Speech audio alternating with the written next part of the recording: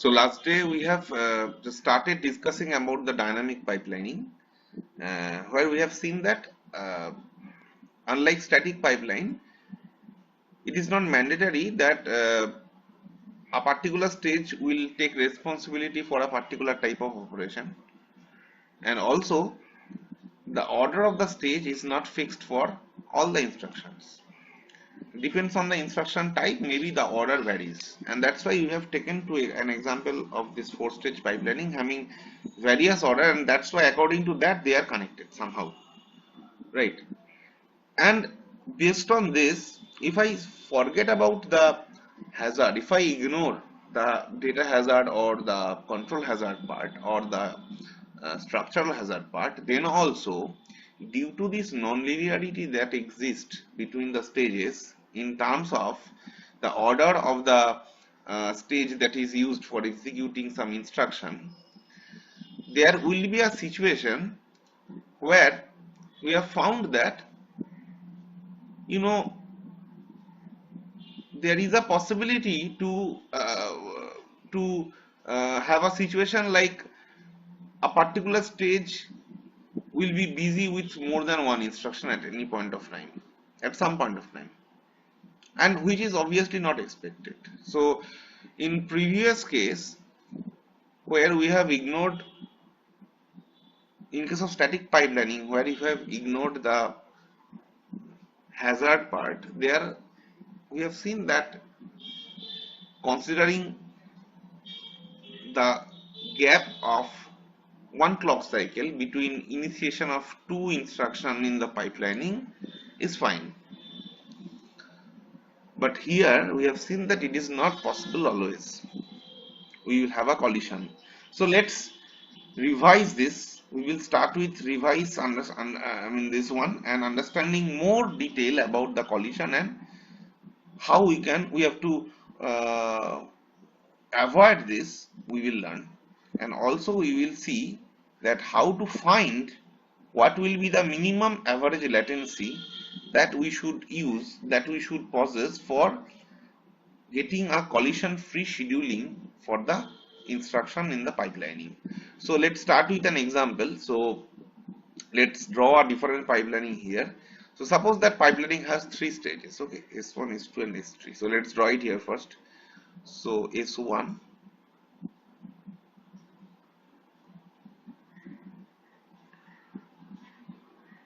followed by S2,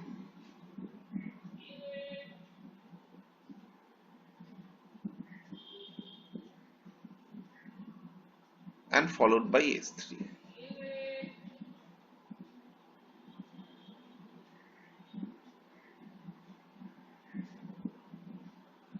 So suppose these are three stages, but it is not mandatory that always the connection will be so linear because it's a dynamic pipelining. That's why let's take that a situation like the input of X type of instruction will be in this direction. So it is X input, X type of instruction input actually, and output of X instruction will will be from here only. So it's X output, but it's not something like input has input has given to this S1 and directly from S1 it will get output. Actually it will go through some several stages in various order, for example, and that's why you have various connections among the stages, something like this. Okay, there is a possibility you can go from S1 to S3 directly. Also there is a possibility you can go back to S2 from S3.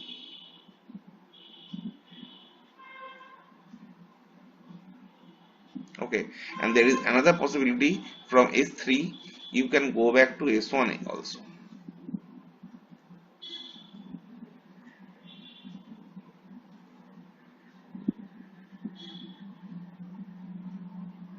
Something like this. Okay, so this is your situation, and where we can say that the order of the stages for used for the X type of instruction, that X input will be given to stage S1, From S1 it will follow to S2, follow to S3, follow to S2 again, by this connection S3 to S2, and then again S2 to S3, and S3 to S1,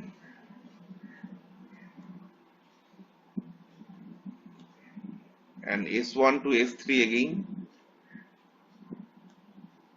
and again S3 to S1, and here it ends. So from S1 I will get the X output. So assume the situation is like this. So these are the order of S1, S2 and S3 will be used for a X type of instruction in a pipelining. Assume. Now if we draw a corresponding the corresponding reservation table for this one, which will reflect this one, let's draw it here. So we will have S1, S2 and S3, three stages, and the reservation table will reflect that at which point of time which stage is busy with which number of instructions, something like this, right? So let's draw it here. So we will see some very interesting observation from this example, and based on that we will actually try to find out what can be the solution. So let me draw it first.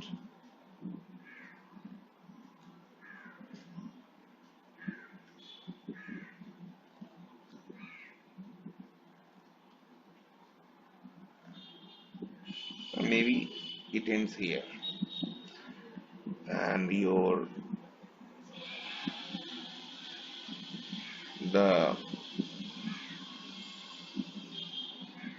table, the reservation table looks something like this. Obviously, maybe my line is not totally straight, but anyway, I hope you can manage. So now these are the clock cycles.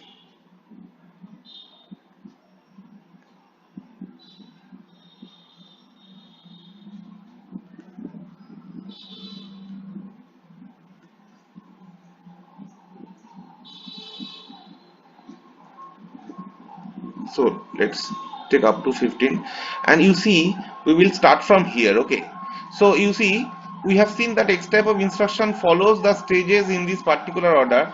So assume that I am inserting the first instruction of an X type that I am representing by X1. Okay, I am representing by X1.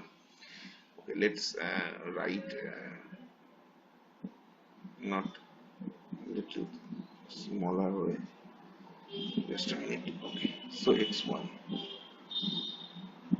Okay, and then obviously this will be used, then this one according to the order you see I am doing, right? Then again this one, and then this one, then again this one, and then this one, and you see from here you will get the output, right? Now you see, let's see what if I enter the next instruction of X type in the immediate clock cycle after initiating X1. So let's start X2 from here. So let's take another color to realize. Suppose X2 started from here. X2 started from here. So naturally it will follow the same logic.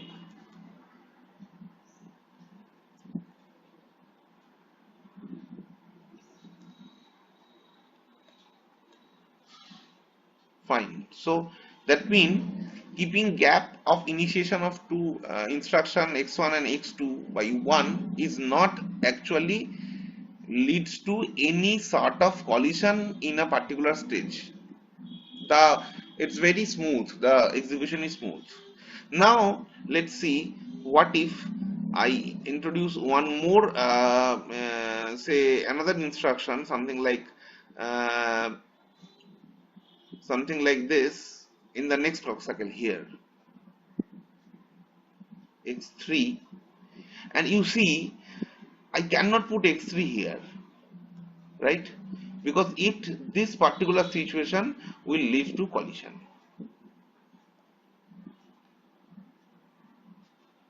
which is not expected. So you cannot put x3 here.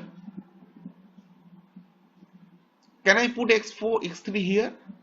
I cannot, because if you put x3 here, let's see what will happen. Let's see. If you put x3 here, then obviously you will get x3 another collision here. Same thing, right? So if I put x3 here, I will have again another collision. So it is not possible to put if it is not possible to start the execution of x3 in fourth clock cycle also. Is it possible to do in fifth clock cycle? Fifth clock cycle? Although this is free, I can continue, but here I will have a collision. So that means you cannot start x3 in third clock cycle, fourth clock cycle, in fifth clock cycle, and 6th, 7th, 8th obviously you cannot start, because you can see easily that at 6th, 7th, 8th clock cycle stage 1 is busy with x1, x2 and x1 respectively. Even the 9th clock cycle also. Up to 9th clock cycle it is not possible to start x3. That means what I can do, I can start x3 from here and I keep on continuing, something like this, and so on. So now you see here we can find a very interesting pattern. In between x1 and x2 the gap was 1 clock cycle. In between x2 and x3 gap is 8 clock cycle. Now you see, since x3 has started after completion of x2, that's why you can assume that x3 the start, you can just consider that, you can just consider to omit this part up to 9 clock cycle, and you see that you have a fresh start of x3 from 10 clock cycle onwards, where in between execution of x3 no other previous instruction is coming. That means you can easily start x4 at the next clock cycle. There will be no collision, as it was happen in case of x1 and x2. Same thing. That means the gap of x3 and x4 will be again 1 clock cycle. So naturally, I hope now you can realize what will be the gap of x4 and x5, because a same situation will arise like x2 and x3. So it will take 8 clock cycle. That means here the clock cycle, the clock cycle difference looks something like 1818 between two successive instructions. And first of all, this gap technically what we call latency. So let's write latency. What is latency? It is the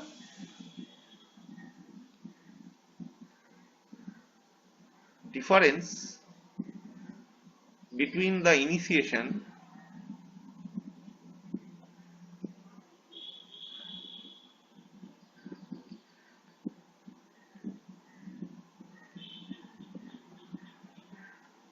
of two instructions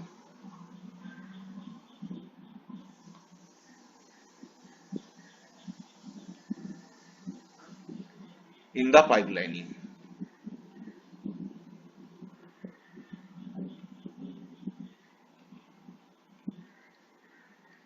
Now this latency, we can see it's 1, and it's the next 8, then 1, then 8, like this. Now it is not mandatory that always it will be 1818. I mean, if you just forget about the this gap of 1818, if you think that x2 x3 is not here, okay, I'm just removing all this just to show you. Just a minute.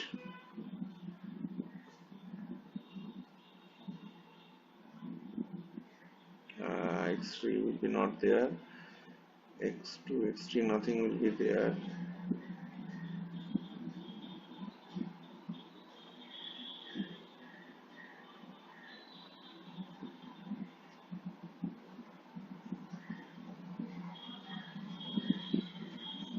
Not even I'm going to write this, sorry, x1 will be there. Forget about this part.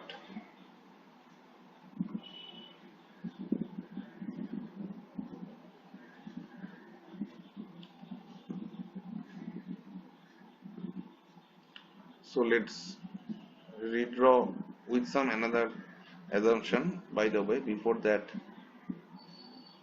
let me complete this. Yes.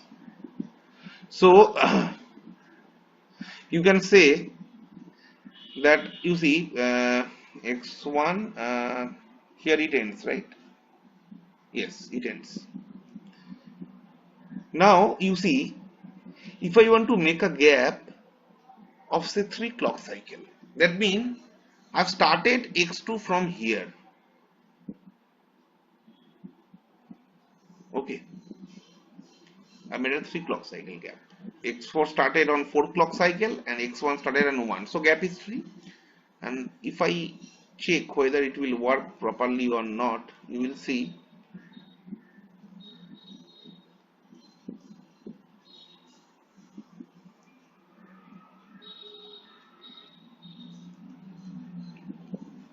it's working fine, right?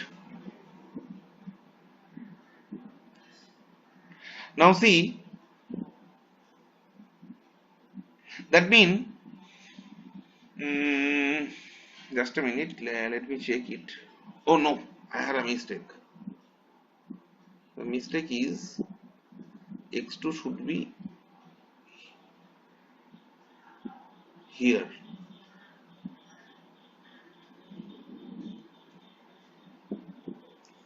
X2 should be in this place, right? 5. Am I correct? X1, X2, X3, S1, S2, S3, then S2, S3, then S2, then S3, then again S1, S3, S1. Yes, correct. So this is fine, working fine, right? Now you see, that means here gap between x1 and x2 is equal to 3. Now if I want to keep the same gap between x2 and x3, will it work? X2 started on 4th, that means x3 I can start on 7th clock cycle. So that means if I start x3 on 7th clock cycle, okay, x3, x3, x3, x3, x3, x3, x3, right? So that means x1 minus x2, 3 is fine. Is it true? For say, for example, if I continue with, say for example, x3 and x4 with the same, is it okay? So if I start, x3 has started on 7th, that means x4 will start on 7 plus 3, 10 clock cycle. x4, x4, x4, x4, x4. So I hope now you can realize that the gap between x1, x2 or x2, x3 or x3, x4, all, if I consider 3 clock cycle, then also I have a smooth execution. That means the latency is not mandatory fixed. A particular pattern will be there every time, right? For example, in this, the set of latency that we can find for various the n number of instruction over here actually called latency cycle. Okay, so for example, the latency cycle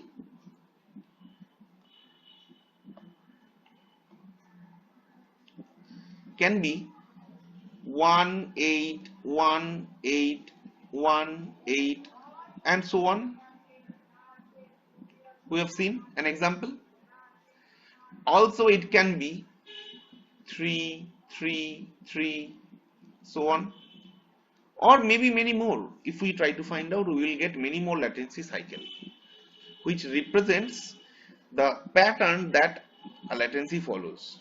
Now problem is that this 1818 is not possible to produce. Reason is that this is what? This is a clock cycles, right?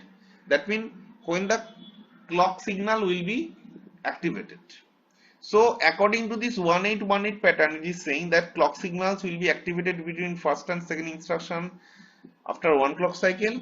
Second time it will be activated after 8 clock cycle. So that means the clock cycle should activate in this pattern actually, according to 1818. I'm sorry, I had a mistake. Actually, it should be, according to this, it should be something like 1, then 8, then again 1, then again 8, then again 1, then again 8, like this, and so on. This is 1, this is 8, this is 1, this is 8. This is not possible practically because it's a clock is an oscillator circuit where it's the length between a particular length between two one actually should be fixed, right? So that means we have to find out some optimal latency by which we can have a smooth execution, and that's why actually we have to find out what we call minimum average latency that we require. And to do this, to realize this, we have to understand some terminology and we have to find some way. So we will start with this understanding the concept of latency, and we have seen, you see, that there are some latency which are not actually permitted over here. For example, instead of considering 3, if I consider x2 x1 minus x2 gap will be 2. Will it work? If I start x2 over here, then I will have a clash immediately in the next clock cycle. So that means this 2 latency is not permitted, should not be permitted, right? That is why this latency actually has been categorized in two ways.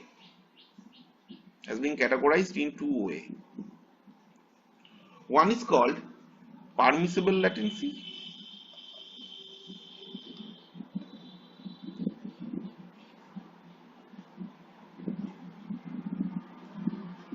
and one is called forbidden latency.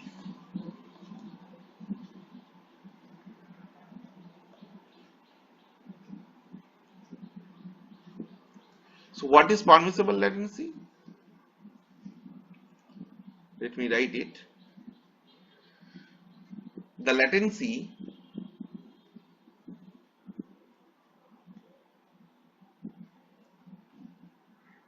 for which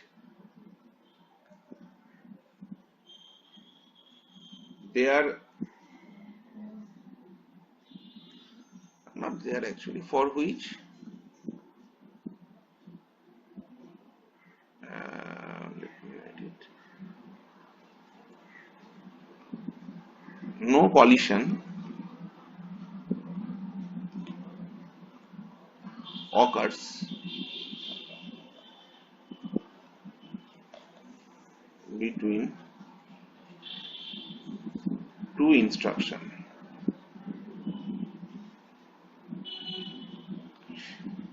And this is what the latency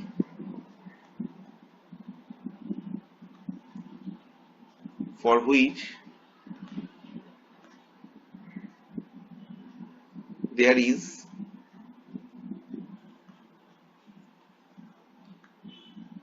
at least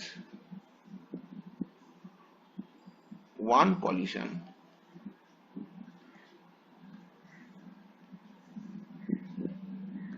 occurs among two instructions. You see, I have written that two instruction, not two successive instructions. That means collision is not because of two successive instructions. Maybe x1 with x4 I have a collision because of some particular latency. Now, how will you understand which is forbidden and which is permissible latency? To realize this, we don't need to draw a reservation table for all the instructions. Only understanding which stage is engaged at which point of time for only one instruction is enough. For example, let's redraw the reservation table for only one instruction here. Then I'm showing you. So S1, S2, S3. This is the stages, and we have total 8 clock cycles I require. Why 8 clock cycles I have written? Because 1, 2, 3, 4, 5, 6, 7, 8. Total 8 times different stages are being used. That's why 4, 5, 6, 7, and 8. Right. And this is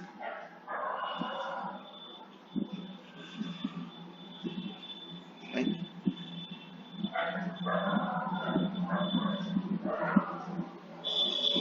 Okay. And this is my this is the clock cycles.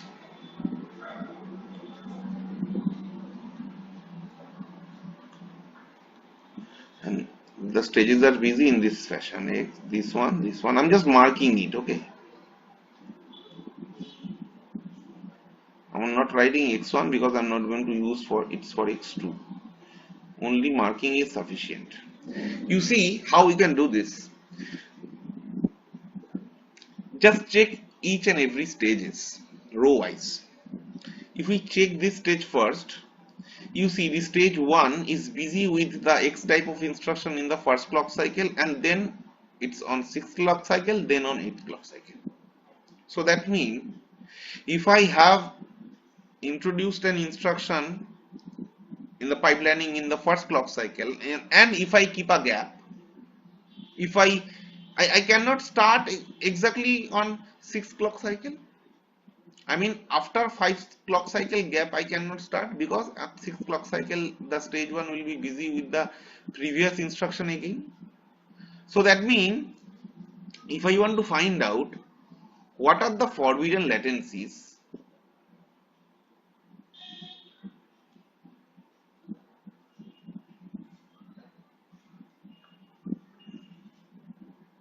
then with respect to first stage, I can say it's 6 minus 1. 5 clock cycles is not possible. But it may not be sufficient, maybe many more. For example, same thing, if I start with 1 and I cannot start the next instruction and 8th clock cycle because at 8th clock cycle this stage is busy with previous instruction again. So what is the gap? Gap is 8 minus 1, right? That means 8 minus 1, 7, you have a gap.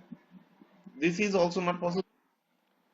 Similarly, I have a gap between 6 and 8 clock cycle, that is 2.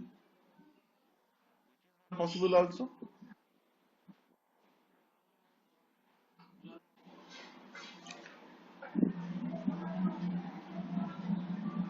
So this 8 minus 6 2, that is fine. Now with respect to stage 1 it is fine. Now what we have for stage S2? For stage S2 you see I have a gap of this 2 again, which is already given, so I don't need to check for stage 2. So what is, nothing is left in stage 2. And if you check stage 3 S3, you see one instruction is using stage 3 at 3rd clock cycle, and same instruction will use the stage on the 5th clock cycle. That means with respect to stage 3 you cannot keep a gap between 5 and 3 cannot gap 5 minus 3, that is 2, and 2 is already given, no issue. 17, 7 minus 5, 2 already given. But also you must say that when a stage 3 is used in third clock cycle, the same instruction will use the stage on 7th clock cycle. That means the gap is 4. So this 4 is not included here. That means with respect to stage S3, 7 minus 3, that is equal to 4, is not expected, right? So that means these are the set of forbidden latency. So that means the forbidden latency is, what you can say, 2, 4, 5 and 7. So naturally you can easily find out what are the permissible latency.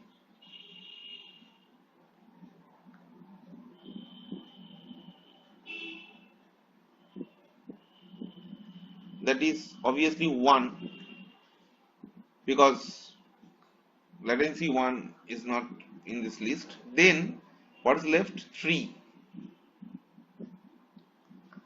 And what's left over here? That is 6.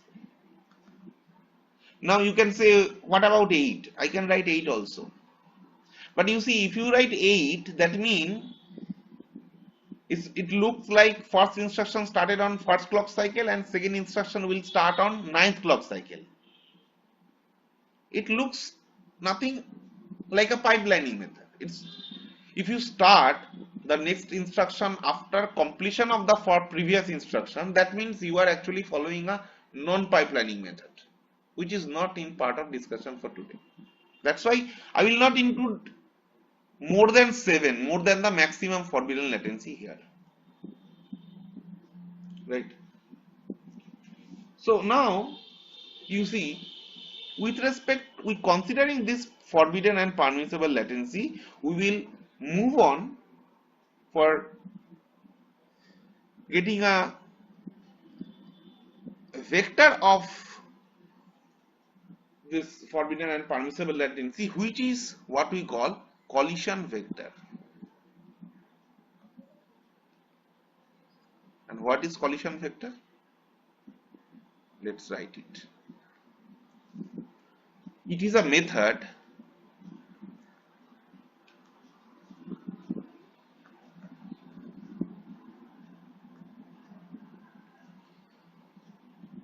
of analyzing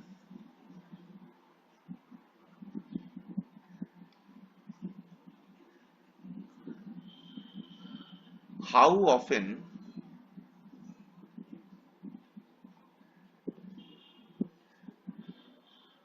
we can initiate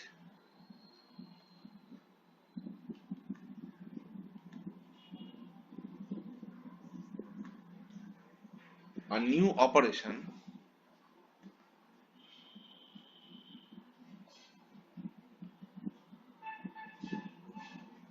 into the pipelining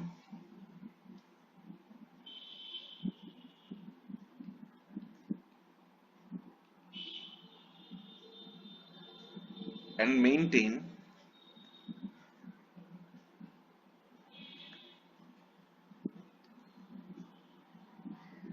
synchronous flow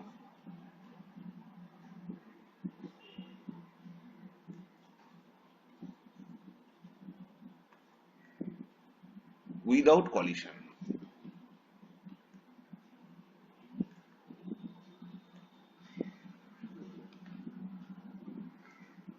Okay. And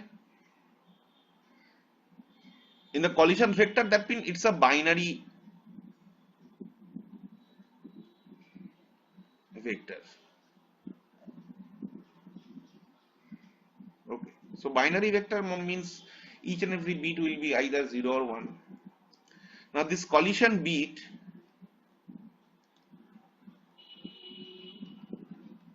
will be equal to 1 if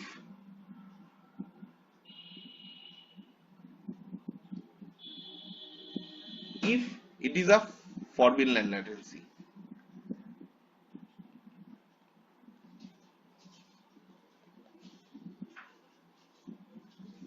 And will be equal to 0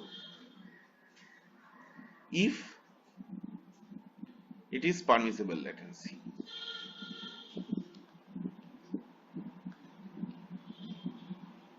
right?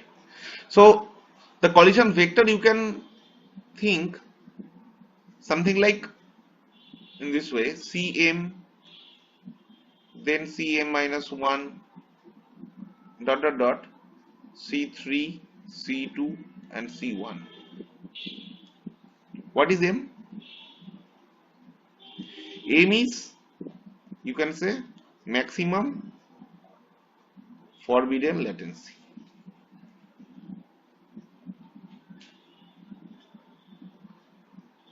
So that means according to our case, it look like C7, C6, C5, C4, C3, C2 and C1, right?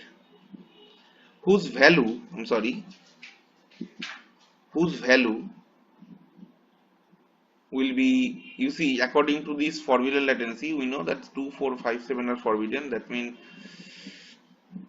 on 2, 4, 5 and 7, I'll have 1 because they are forbidden, and otherwise they are 0. These parts are 0. And this is what is actually what we call initial collision vector, which represents for this one, that represents how we can initiate a new operation into the pipelining to maintain synchronous flow without a collision. And from this initial collision vector, we have to find out many more collision vector that represents various situation of the pipelining. So we will start with the initial collision vector 1 0 1 1 0 1 0, right? You see here it's 0 because of this permissible latency, and what actually you have to do, we will do a right shift as many times, depends on which number of bit is 0, and everything that we are doing to find a new collision vector actually. Okay, so we have three possibilities. So three possibilities, that is, one is you can say, one is, you can say, right shift,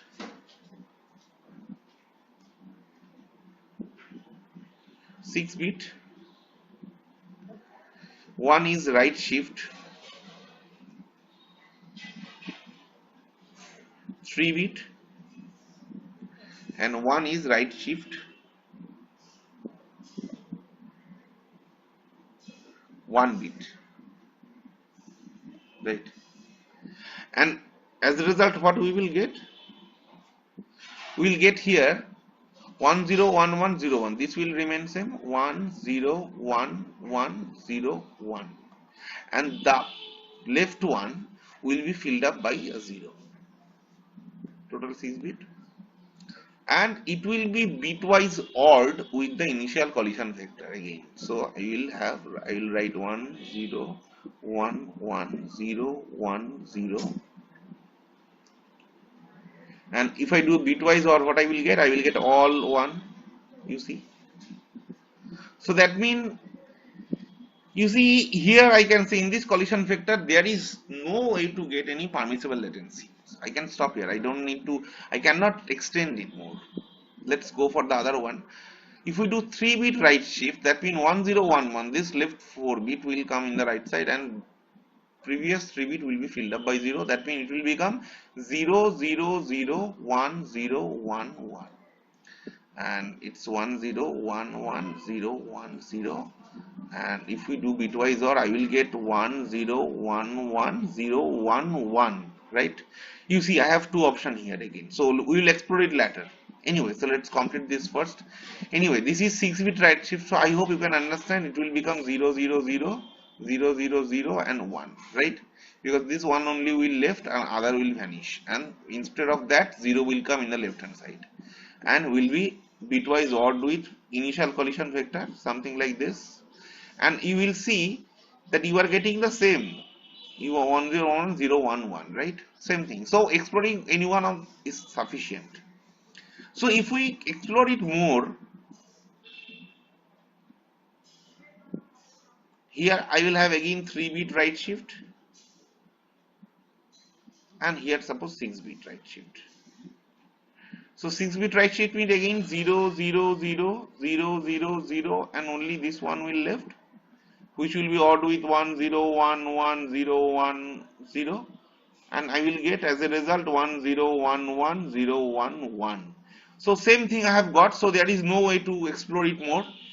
Now if I do 3-bit right shift, I will get 0 0 0 1 0 1 1. If I do bitwise OR with 1 0 1 1 0 1 0, again I will get 1 0 1 1 0 1 1. So that means for 3 and 6 both bits, basically it's something like a self loop.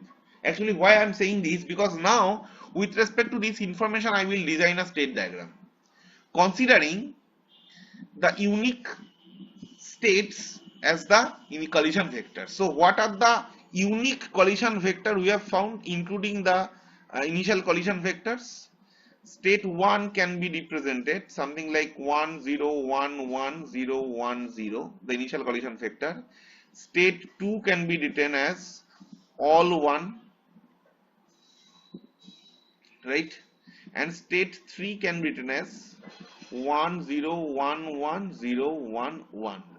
No more than these 3 are unique in this case, right? So we will design this and we will see actually how we can proceed. So let's draw it here. So 1 0 1 1 0 1 0, this is state 1. In this side I am writing state 2, 1 1 1 1 1 1 1, all 1 actually, state 2, and another here I am writing state 3, that is 1 0 1 1 0 1 1, state 3. Okay, so if we continue with, if I want to find the corresponding how these states are connected, the connection will be done because with respect to this shift operations. Okay, so 1 0 1 1 0 1 0 with 1-bit right shift will go to this side. That means you can say that this state will be connected by 1-bit right shift, right, because of this. Similarly, if I do 3-bit right shift or 6-bit right shift individually, I will get to the same state as 3. So that means I'll have two arc here.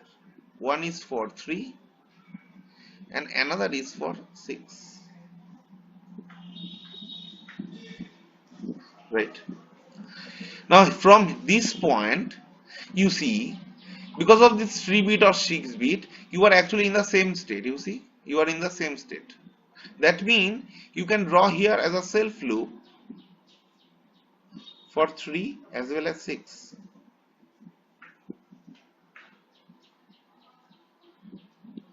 Now something more we have to use. That is, you see, as I have told you that I don't use latency 8 because 8 latency means you have a fresh start. Fresh start in the sense that you have completed the first instruction and then the next instruction started. So naturally there will be no collision, right? Not only for 8, even for any other latency more than the maximum forbidden latency will lead to no collision. That's why if I, and how we represent over here in this diagram, we represent by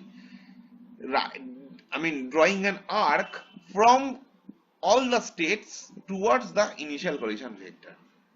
That means I can go back from this state to this state for collision 8 or more. I mean, sorry, for the latency 8 or more, and that we represent by 8 plus. Okay, 8, 9, 10, whatever, doesn't matter. I can go back because I will go to the news a fresh start. Same thing obviously applied for this case also. Same thing will be applied for this case also. Right. So this is the state diagram that we have found uh, from this particular situation. Now from this state diagram, what we have to do, we have to find out the max minimum average latency, but we will filter out some cycles present over here. So we will start with what we call simple cycle.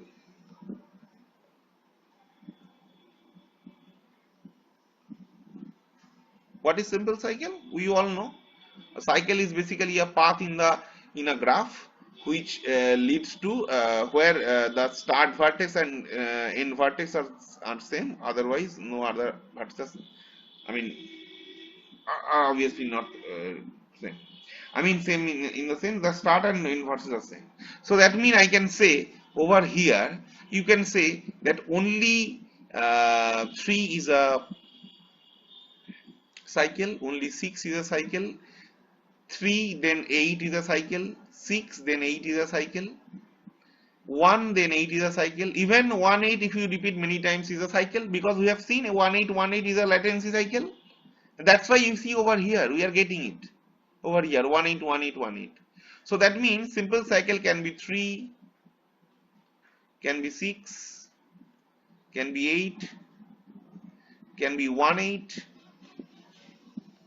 can be 3 8, can be 6 8, can be 3 8, 3 8 dot dot, or can be 3 8 6 8. So in this way, infinite number of simple cycle possible. And now from the simple cycle we will actually we will filter out some cycle. I'm sorry, these are not cycle, these are not simple cycle, I must say, I had a mistake. These are only cycle. Okay, these are not simple cycle, these are cycle. Now from this cycle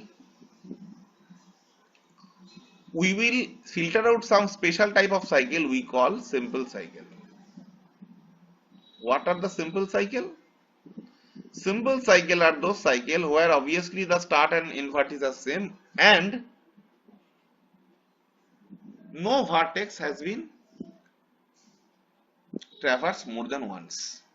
That mean you can say 3 is a simple cycle, 6 is also a simple cycle, 8 is also a simple cycle, 3 8 is a simple cycle, 6 8 is a simple cycle.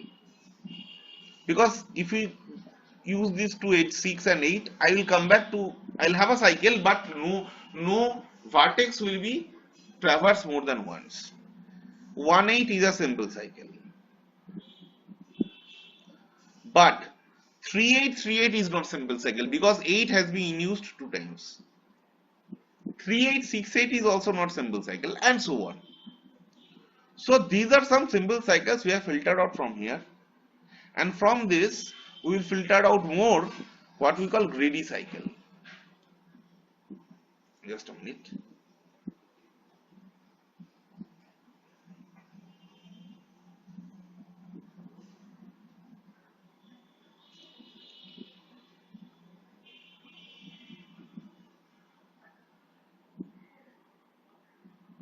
Greedy cycle. Greedy cycle mean, let's let's define it first. That a simple cycle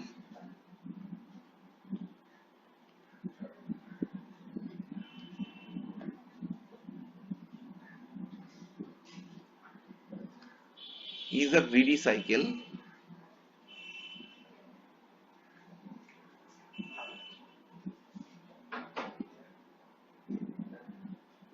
Sorry.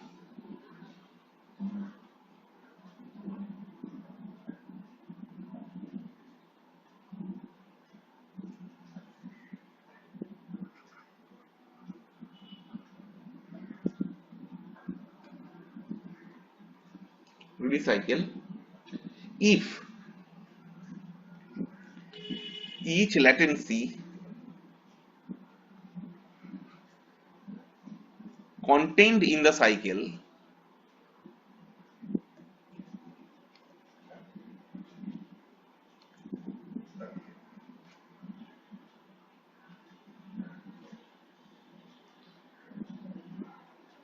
is the minimum latency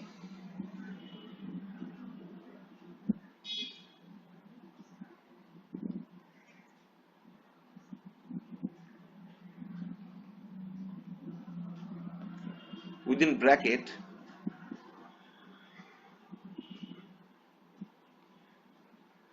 outgoing arc from a state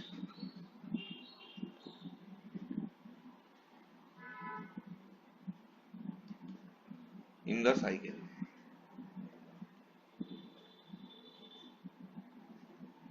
What does it mean? Let's realize this, try to realize it. So let's find out some greedy cycle from this one. You see, if you think that if you just try to find whether 3.8 is a greedy cycle or not, what I will say that if each latency contained in the cycle, each latency means 3 and 8 in the cycle is the minimum latency from a state in the cycle. Is the minimum latency means is 3 is the minimum latency from where it is coming. So we have considered 3.8 because of from here to here, right? So that means from this state, what are the latencies that are actually, or by the way, I have one more thing in the bracket, that is outgoing arc. This is very important, outgoing arc. So first of all, 3 is obviously outgoing arc, that is okay. But among all the outgoing arcs, is 3 is the minimum? No, 3 is not minimum. The minimum one is 8.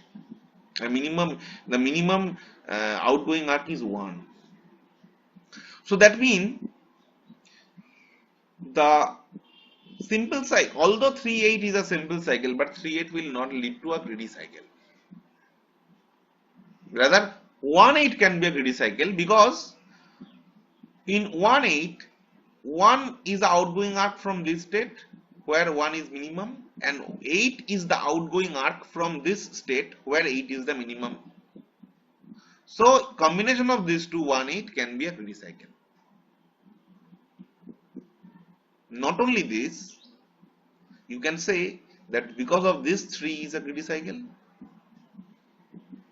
because 3 is the outgoing arc from here, 6 can be a greedy cycle. So all the cycles having only have a self loop, which are actually self loop, are also greedy cycles. So 3, 6, 8 are all greedy cycles. That means I can say, so let's list out the greedy cycles here. Okay, so list out the greedy cycles here.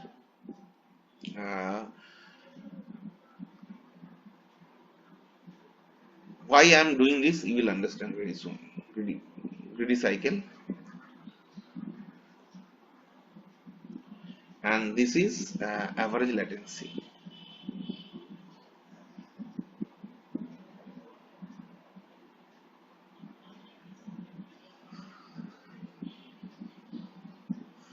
So one can be 3, another can be 6, another can be 8, and there can be 1.8.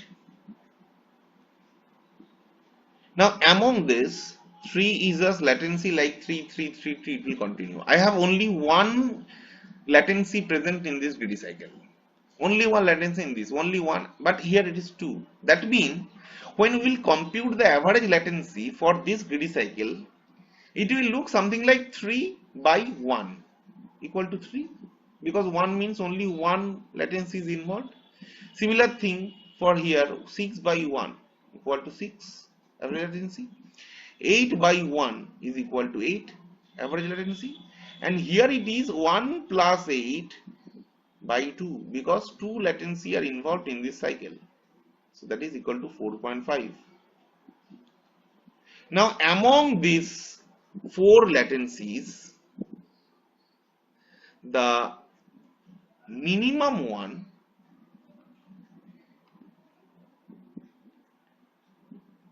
is 3, right? That is why this is what we call minimum average latency, or we call MAL, and this is what we have to find out. That means minimum latency, if I apply 3, so if I apply this average latency 3 among all the instructions, then it will be a smooth execution without any collision. So if a pipeline is given to you something like this, or maybe the order is given to you something like this, you have to draw a reservation table. Looks over here, this type of reservation table, and from this you have to find out this forbidden latency and permissible latency, and using this you have to draw the initial collision vector, and from this initial collision vector you have to draw the find the all other possible collision vectors, and from this possible collision vectors we will draw the state diagram something like this, and from this state diagram we will first find cycle, then we will filter out simple cycle, then we will filter out greedy cycle, and from the greedy cycle we will list out which is minimum, and that will become the result, that is minimum average latency. So if a problem is given to you to find what is a MAL, you should follow these steps to get the minimum average latency. And now if you understand the minimum, if you get the minimum average latency, it will be very easy to realize the throughput of the pipelining, because throughput we will know, that is the number of instruction per unit time, so you can easily compute that. So in this way actually we can find a minimum average latency of a dynamic pipeline from a state reservation table, or if the the order of the execution is given to you.